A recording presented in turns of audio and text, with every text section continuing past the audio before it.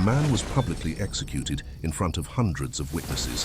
His body was sealed inside a tomb, guarded by soldiers, locked behind a 2-ton stone slab. 3 days later, the tomb was empty, and the people who found it empty, they went out and died rather than say it wasn't true.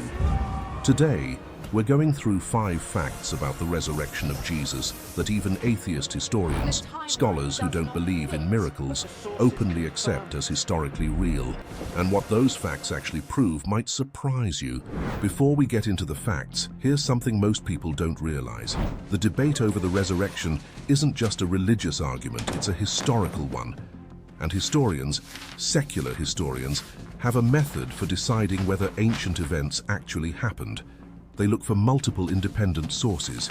They look for early records. They look for enemy confirmation. And here's where it gets interesting. The resurrection story doesn't just pass through friendly sources. It passes through hostile ones.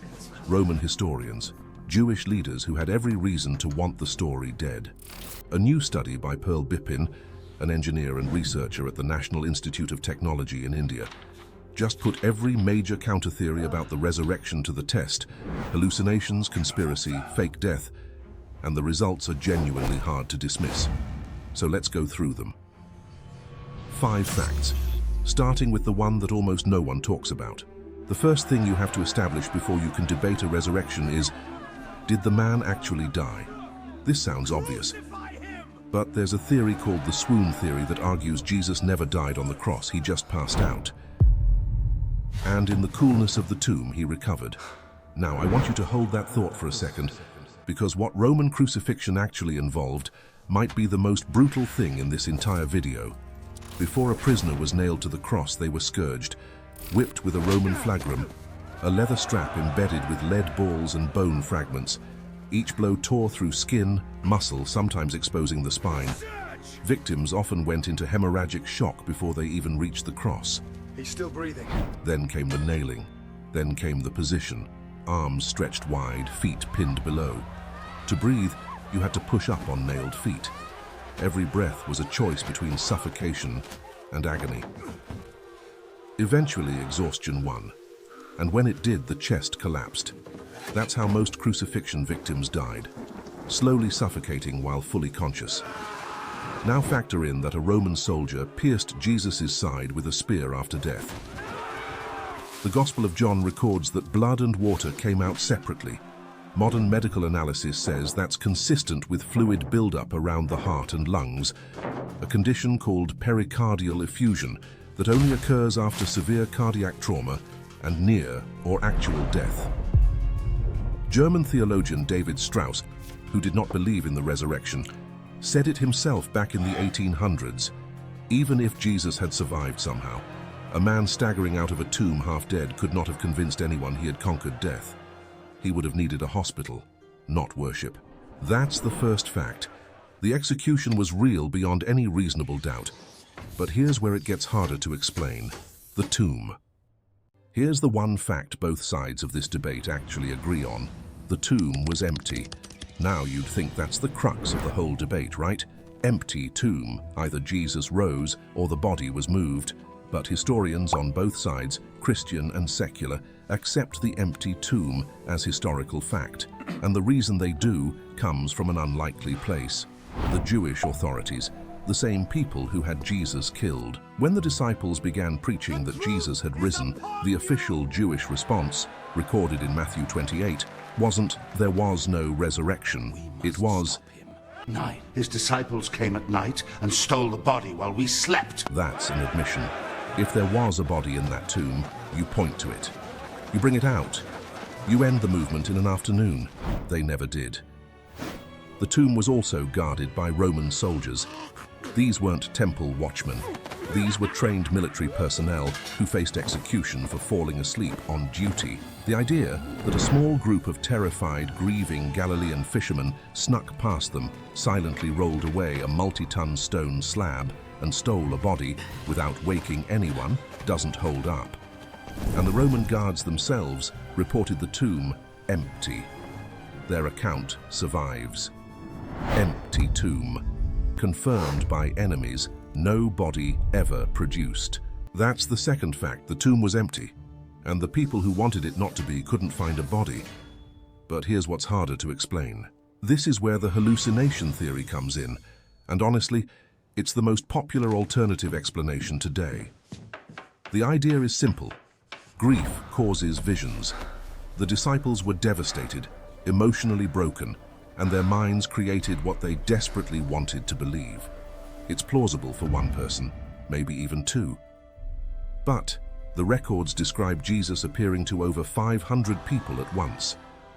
Paul wrote that in a letter approximately 20 years after the crucifixion, and he specifically notes that most of those 500 witnesses are still alive, essentially inviting his readers to go check. That's not how you write a cover-up.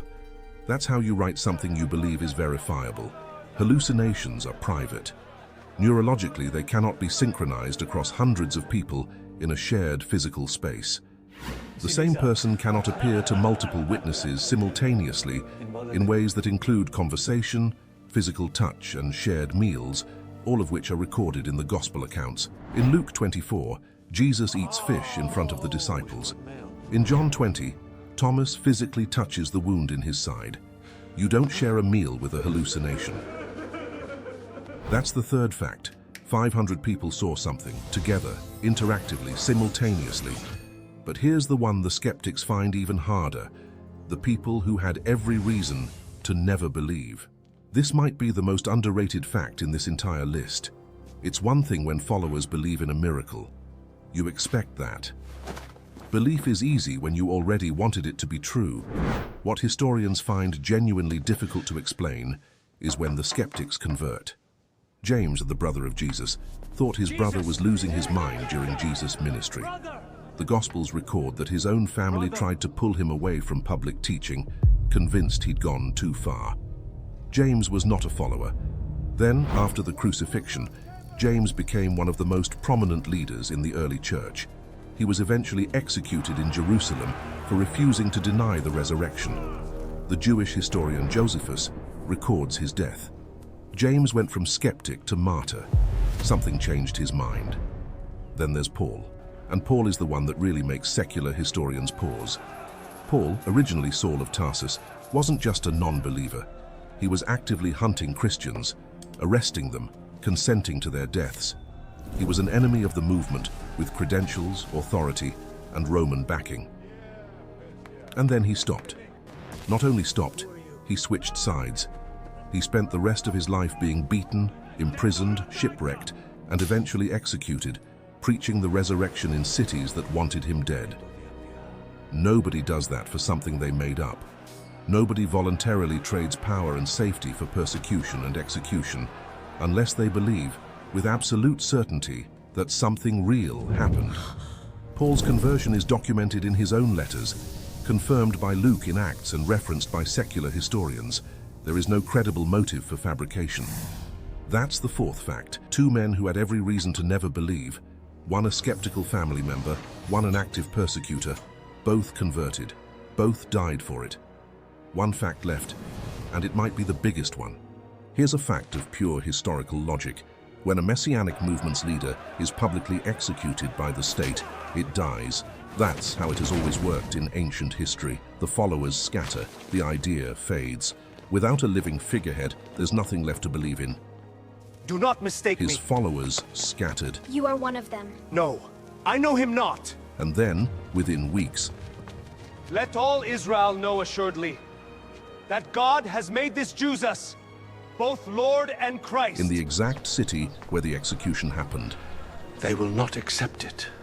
We must act now. Christianity spread faster than any movement in Roman history, not through military force, not through political power, but through people who had nothing to gain from lying, dying for a claim they could have walked away from at any moment. Roman historian Tacitus, writing from a completely non-Christian perspective around 116 AD, records that the movement Nero tried to suppress in Rome had become a deadly superstition spreading through the empire despite violent persecution. That's your enemy confirming the movement was real, it was growing, and it could not be stopped. Bayesian probability analysis, the same statistical framework used in modern courtrooms to weigh competing explanations, has been applied to the resurrection by multiple researchers, including the study we've looked at today. When the empty tomb, the post-death appearances, the enemy conversions and the explosion of the early church are weighed together as a single body of evidence, the resurrection comes out as the most statistically coherent explanation, not because of religion, because of pattern recognition. Here's what's strange about all of this. We live in an age where we assume the ancient world was full of credulous, superstitious people who would believe anything. And maybe some of them were. But the men and women who spread this story did not live in a bubble. They lived under Rome, a brutal, skeptical empire that crucified people for political entertainment. The people they were trying to convince weren't soft, and those same converts faced beatings, exile, starvation, and death. You can reject the supernatural conclusion. That's your right. Historians accept that much. Something happened, something real, something that broke a group of terrified followers out of hiding and turned them into the most effective missionary movement in human history. The tomb was empty. The body was never found. The witnesses held their testimony until their last breath. Whatever you believe, that's a story worth taking seriously. Lord, I am not worthy to die as you died.